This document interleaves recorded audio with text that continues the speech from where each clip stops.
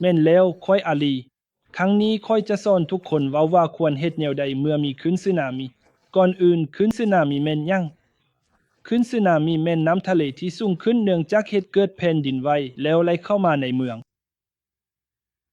แท้จริงแล้วขึ้นสึนามิอาจจะมาได้ถึงแม้นว่าบ่รู้สึกถึกแผ่นดินไหวหรือมีแผ่นดินไหวอยู่ที่ไกลแต่ขึ้นสึนามิก็อาจจะมาได้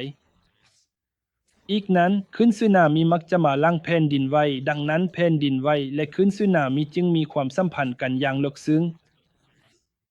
ดังนั้นความไวและความสูงของขึ้นสึนามิแม่นประมาณใดก่อนอื่นขึ้นสึนามิใกล้ฝั่งจะเข้ามาด้วยความไวประมาณ36กิโลเมตรต่อชั่วโมงและความสูงอาจจะถึง10เมตรหลายกว่านั้นก็ได้ถ้าพวกเขาสังเกตเห็นขึ้นสึนามิแล้วการหลบหนีจากขึ้นสึนามิที่มีความไวและความสูงแบบนี้จะเป็นเรื่องยากเพื่อหลบหนีจากขึ้นสึนามิพวกเขามาเรียนคำศัพท์และสัญลักษณ์ที่เกี่ยวข้องกันดีกว่า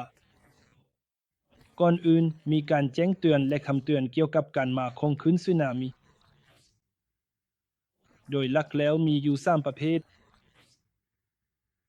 ต่อไปมีสัญลักษณ์ที่แสดงให้เห็นว่าสถานที่ที่ท่านอยู่เป็นบ่อนอันตรายหรือบ่อนหลบหนีอยู่ที่ใดเมื่อขึ้นสึนามิมาดังนั้นเมื่อขึ้นสึนามิมาพวกเขาควรเฮ็ดอย่างใดดีเมื่อขึ้นสึนามิมาก่อนอื่นควรเฮ็ดแบบนี้ก่อนที่ขึ้นสึนามิจะมาจะมีการแจ้งเตือนส่งมาหาเจ้าทางโทรศัพท์มือถือหรือโทรทัศน์เมื่อได้รับการแจ้งเตือนแล้วกรุณาหลบไปบ่อนสูงในทันที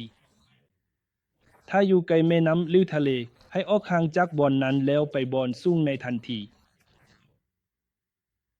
อีกอย่างอย่ากลับเข้าบ้านจนกว่าการเตือนอันตรายจะสิ้นสุด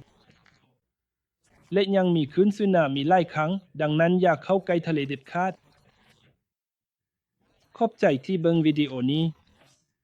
กรุณาติดตามวิดีโอต่อไปด้วย